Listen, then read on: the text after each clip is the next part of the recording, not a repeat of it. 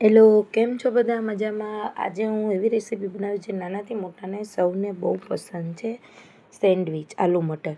તેના માટે મેં અહીંયા 700 ગ્રામ આલુને કુકરમાં બફવા મૂકી દીધેલા છે અને 3 વિસલ વગાડી લીધી છે મીડિયમ ગેસ ઉપર. અને આ બફાઈને રેડી થઈ ગયા છે. તમે જોઈ શકો છો 700 ગ્રામ વજનમાં બટાકા છે આપણા, અને તેને મેં એક મેશરથી મેશ કરી લીધા છે. અને આ રીતે આપણે બધા બટાકાને સરસ મેશ કરી લેવાના છે. ત્યાર પછી મેં અહીંયા એક 4 મીડિયમ સાઇઝની ડુંગળી છે, એમાં જ મેં આદું અને મરચી તીખી લીધેલી છે 4 નંગ, અને 1 ઇંચ આદુનો ટુકડો લીધેલો છે. તેને જ મેં ડુંગળી સાથે ઝીણું ઝીણું ચોપ કરીને જોડે લઈ લીધું છે. 1 વાટકી મેં નાની વટાણા લીધેલા છે લીલા. ત્યાર પછી મેં ગરમ મસાલો લીધેલો છે, હિંગ હળદર લીધેલા છે, 1 મોટી ચમચી લીંબુનો રસ લીધેલો છે, 1 ચમચી સાકર લીધેલી છે અને સ્વાદ પ્રમાણે નમક લીધેલું છે. અને મેં અહીંયા એક કઢાઈમાં 2 મોટા ચમચા તેલ ગરમ કરવા મૂકેલું છે. તેલ ગરમ થઈ જાય એટલે મેં હિંગ હળદર એડ કરેલા છે આની અંદર. અને જે મેં ડુંગળીને આદુ મરચાંને જોડે લીધેલા છે તેને આની અંદર એડ કરી દીધા છે. અને આને આપણે સરસ સ્વાદ પ્રમાણે નમક એડ કરીને સરસ ગુલાબી રંગના થાય ત્યાં સુધી, કાચી ના રહે ડુંગળી ત્યાં સુધી આપણે એને ફ્રાય કરવાની છે. અહીંયા ડુંગળીને ત્યાં સુધી આપણે ફ્રાય કરવાની છે કે તે ટ્રાન્સપરન્ટ થઈ જાય, એ રીતે આપણે ડુંગળીને તમે જોઈ શકો છો કે કૂક કરવાની છે. અને ડુંગળી કૂક થઈ જાય એટલે મેં આમાં ગરમ મસાલો, ધાણા જીરું પાવડર ને એડ કરેલા છે અને તેને આની અંદર સરસ મિક્સ કરી દેવાના છે.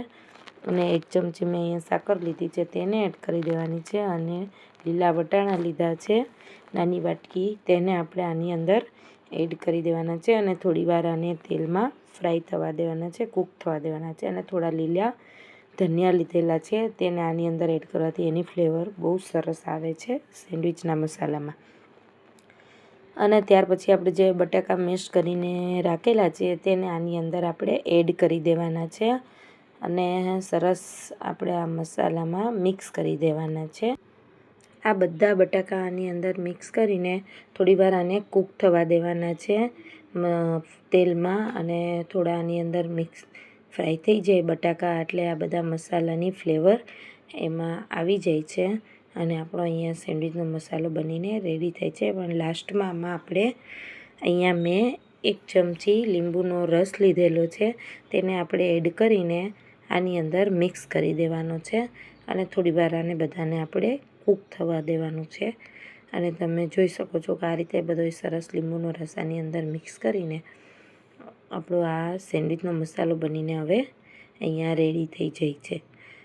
ત્યાર પછી આપણે આ મસાલો રેડી થઈ જાય એટલે મેં અહીંયા કટિંગવાળી, જો તમે અહીંયા જોઈ શકો છો કે આપણો મસાલો બનીને હવે એકદમ રેડી છે. અને મેં અહીંયા કટિંગવાળી બ્રેડ લીધેલી છે, તેમાં મેં બટર લગાવી દીધું છે અને આ મસાલાને આપણે એડ કરી દીધો છે, જે સેન્ડવિચનો મસાલો રેડી કર્યો તે. આ બ્રેડને આપણે બટર લગાવીને આપણે ગ્રીન ચટણી પણ લગાવી શકીએ છીએ, પણ મારે આ મસાલો અહીંયા મેં અંદર જે મરચી છે તે યુઝ કરી છે એટલે ઓલરેડી તીખો જ છે એટલે મેં આની અંદર ગ્રીન ચટણી નથી યુઝ કરી.